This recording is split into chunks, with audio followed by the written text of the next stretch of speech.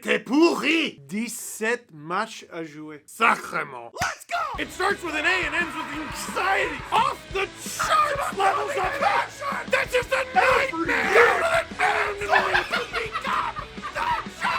With you wherever you are.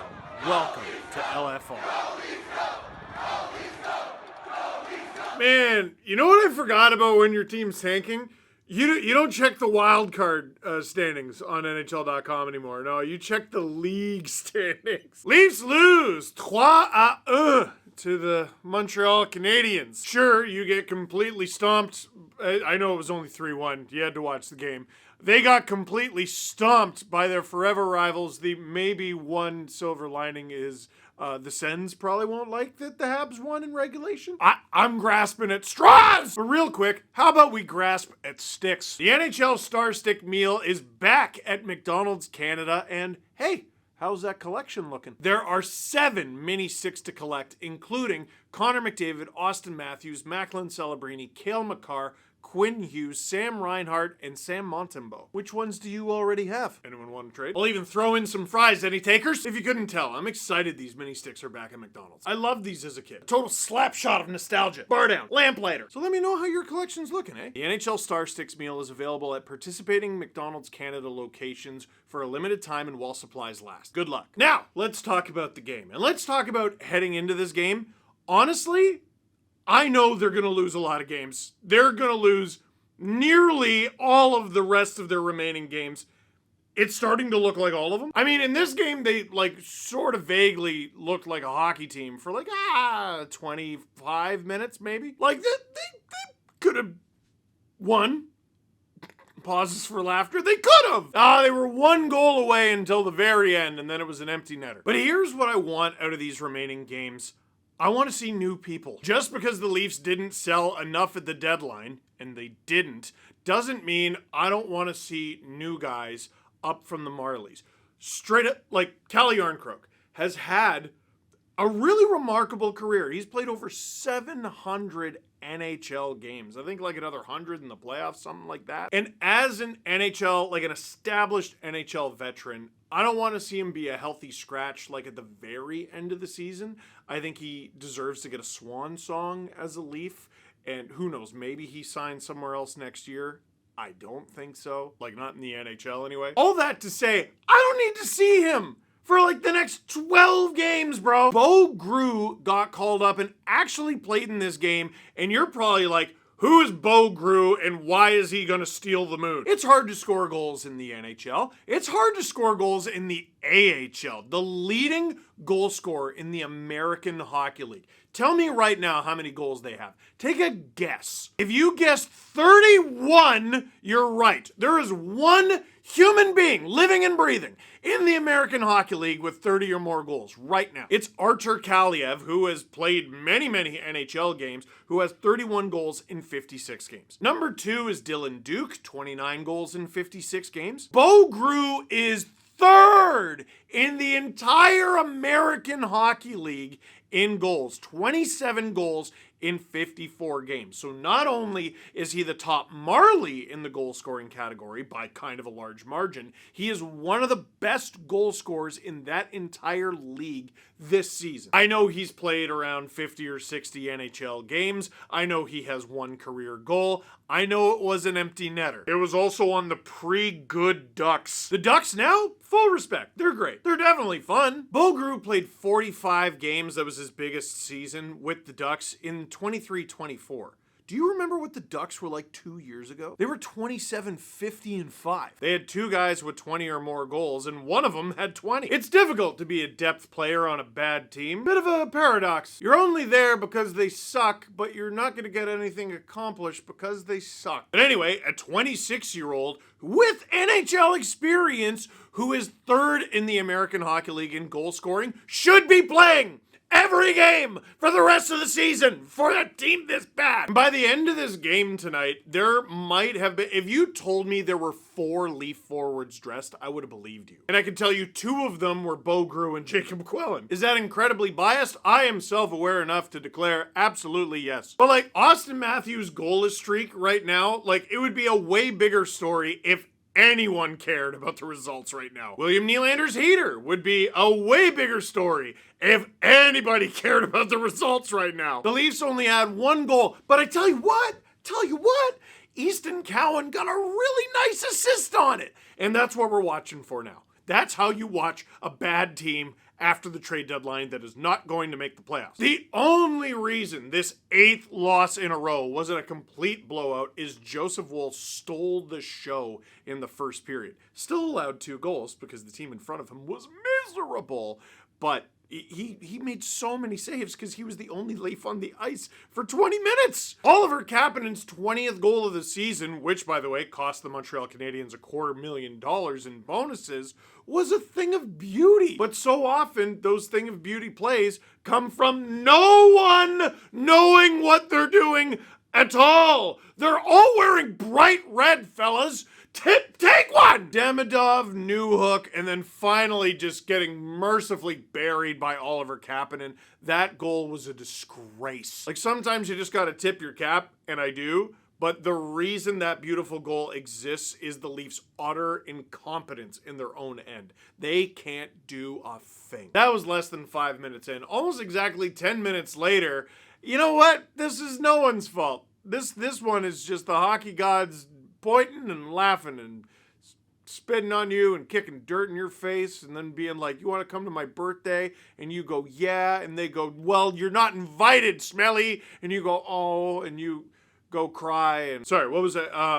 This next goal, Caden Gooley just throws that thing in and it takes a bounce off the glass because it's funny. It's funny. It hit the glass with an accent aigu and goes right to Philip Deneau, who buries it. Between the Kings and the Habs, Deneau has 5 goals this season. That's a joke, you see, because he's got all 5 goals with Montreal.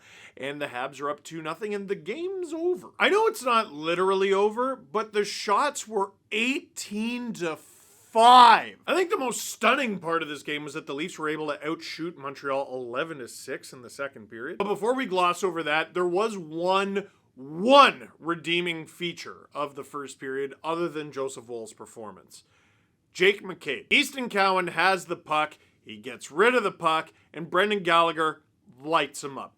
Now, the hit itself, like the actual physical contact, I thought was clean, but it's not clean if it's interference, and I thought, ooh, it was close. Wouldn't have shocked me at all if it was called interference. Actually, yes, it would have. This is the National Hockey League. They don't call things. Anyway, they didn't call it in the moment. And then they called it later so that no one would get mad. Did you notice that? Which, do I have the right read of that? It felt like they were like, we don't want to give Montreal a power play. Just give them. Anyway, a well-established vet like Brendan Gallagher lighting up your rookie in a game you're losing, in a season that sucks. Jake McCabe is doing the right thing. Robbie wanted to get in there too. McCabe fights Gallagher. It's not much of anything, but it's a sign of life. Listen, that whole narrative about why do we gotta fight after every clean hit? Oh, shut your face. Every team in the league does this, and you want your team to be one of them. Nope. When my team plays Ottawa tomorrow and someone lights up Ivan Demidov, I want their vets to take off their glove and say, put her there, and shake their hand. Good, clean hit, sir. And, I should probably pick the kid up. No, that's not how you feel. Stop. McCabe did the right thing. Moving on. Already touched on this. It's much later in the second period, but the Leafs were chipping away at Jakub Dobeš and the Montreal Canadiens, and this thing was beautiful. Easton Cowan, promoted to the top line. Imagine that. Willie, great keep at the blue line. Willie skates in, dishes to the kid. Cowan dishes right back to Willie, and it's a wide open net. You know what's unbelievable? That gives William Nylander, in the middle of an 8-game losing streak, a 6-game point streak. That's right, a 6-game point streak and a minus rating in each of the last 5. -1, -1, -1, and the last 2 games were -2. That's not a shot at Willie, it's just this team's brutal. But what's crazy is after 40, they're within 1, which was inconceivable heading into the third. You know, it was totally conceivable, but just as inexcusable.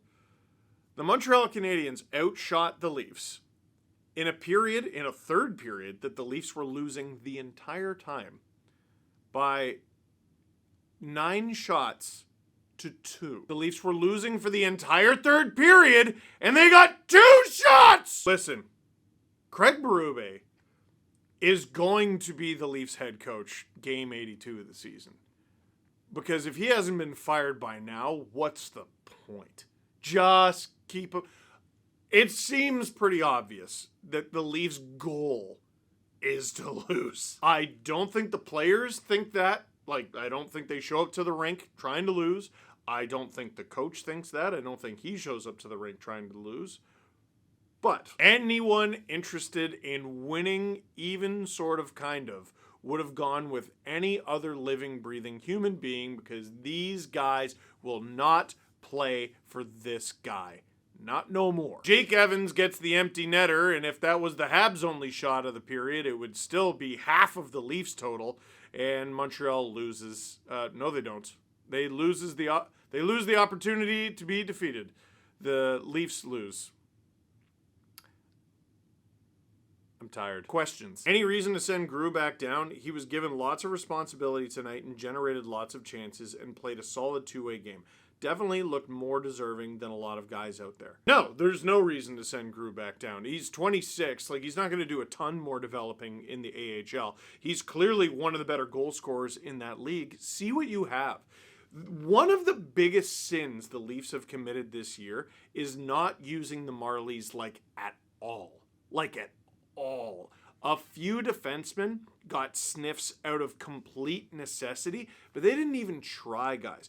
Bo Grew has been worthy of a call-up for months now. I don't need to see Cal Yarncroke play anymore. I don't. Like, a debate that we had on the Steve Dangle podcast recently, me, Adam, and Jesse, is we were talking about, like, getting a new coach in there just so the Leafs know what they have, specifically with Austin Matthews. I don't know. He's played hundreds of games in this league. I think they know what they have. I think they're confident in his abilities when he's healthy and being used properly. But with a guy like Bo Grew, who this management group signed to an NHL contract, presumably because they think he has the potential to be an NHL player, they haven't even given him a sniff. Now, they finally are, so obviously I'm not ranting and raving about that now, but there are other guys I wouldn't mind seeing down the stretch on account of the team stinks. Oui, j'ai une question. Qu'est-ce que qu'on pense du trade potential de Paquette entre Hage et Nice? Bonne question. Échanger Matthew Nice? Ça fait aucun sens. Le seul espoir d'avoir un retour qui fait du sens est Michael Hage. Mais les fans de Canadiens diraient non. J'ai aucune idée de quoi les Leafs font. Qu'est-ce que doit changer pendant l'été puisqu'on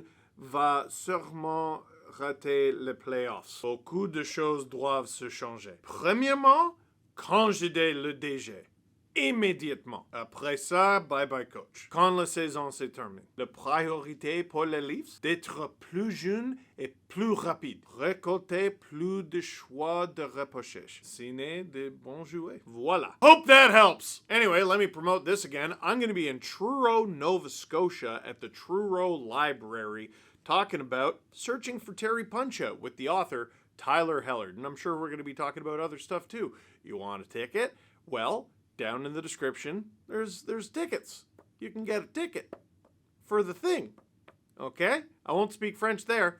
Nope. Had to get help from Julian McKenzie for the vast majority of all that, because he knows French and I don't. I'm a 17 on Duolingo, which is not that high, and also it's Parisian French, and I don't even know how applicable it is. Anyway, see you in Truro. For now, that is it for this one. Thank you very much for watching. Click like if you like this video. Click subscribe if you really liked it. Tell all your friends. C'est dommage.